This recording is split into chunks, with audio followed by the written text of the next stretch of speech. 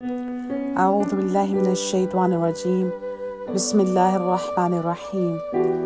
اللہم صلی علی محمد وآل محمد وعجل فرجہم۔ امام حسین علیہ السلام کے لیے یہ وصیت نامہ تحریر فرمایا۔ امیر المؤمنین علی بن ابی طالب علیہ السلام فرماتے ہیں،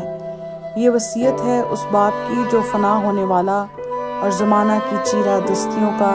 اقرار کرنے والا ہے، جس کی عمر پیٹھ پھیرائے ہوئے ہے اور جو زمانہ کی سختیوں سے لاچار ہے اور دنیا کی برائیوں کو محسوس کر چکا ہے اور مرنے والوں کے گھروں میں مقیم اور کل کو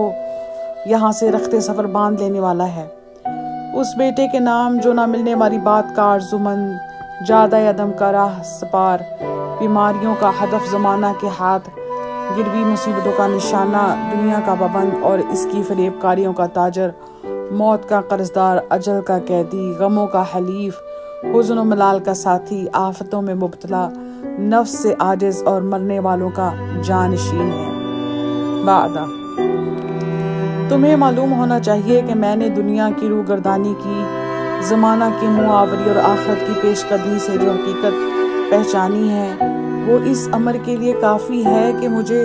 دوسروں کے تذکروں اور اپنی فکر کے علاوہ دوسری کوئی فکر نہ ہو، مگر اسی وقت جب کہ دوسروں کے فکر و اندیشہ کو چھوڑ کر میں اپنی ہی دھن میں کھویا ہوا تھا اور میری عقل و بصیرت نے مجھے خواہشوں سے منحرف و روگرداں کر دیا اور میرا معاملہ کھل کر میرے سامنے آ گیا اور مجھے واقعی حقیقت اور بلاغ صداقت تک پہنچا دیا۔ میں نے دیکھا کہ تم میرا ہی ایک ٹکڑا ہو، بلکہ جو میں ہوں وہی تم ہو،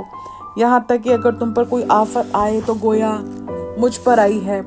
اور تمہیں موت آئے تو گویا مجھے آئی ہے۔ اس سے مجھے تمہارا اتنا ہی خیال ہوا جتنا اپنا ہو سکتا ہے، لہٰذا میں نے یہ وصیت نامہ تمہاری رہنمائی میں اسے معین سمجھتے ہوئے تحریر کیا ہے، خواہ اس کے بعد میں زندہ رہوں یا دنیا سے اٹھ جاؤں۔ میں تمہیں وصیت کرتا ہوں کہ اللہ سے ڈرتے رہنا، اس کے احکام کی پابندی کرنا اور اس کے ذکر سے قلب کو آباد رکھنا اور اسی کی رسی کو مضبوطی سے تھامے رہنا۔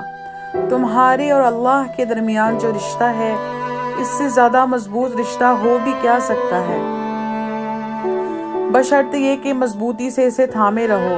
باز و پن سے دل کو زندہ رکھنا اور زہد سے اس کی خواہشوں کو مردہ یقین سے اسے سہارا دینا اور حکمت سے اسے پرنور بنانا، موت کی یاد سے اسے قابو میں کرنا، فنا کے قرار پر اسے ٹھہرانا، دنیا کے حادثے اس کے سامنے لانا، گردش روزگار سے اسے ڈرانا،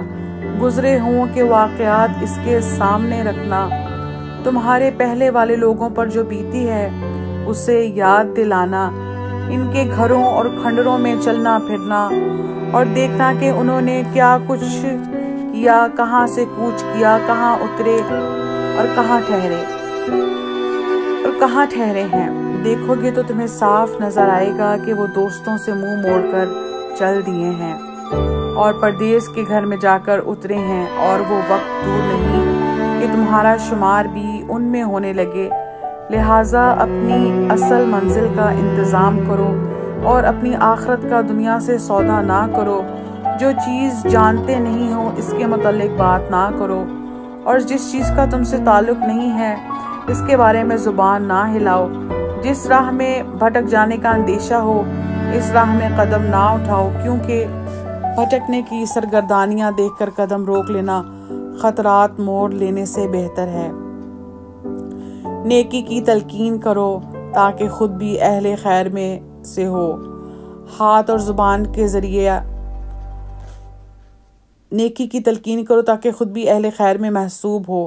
ہاتھ اور زبان کے ذریعہ۔ اللہم صلی علی محمد وآل محمد۔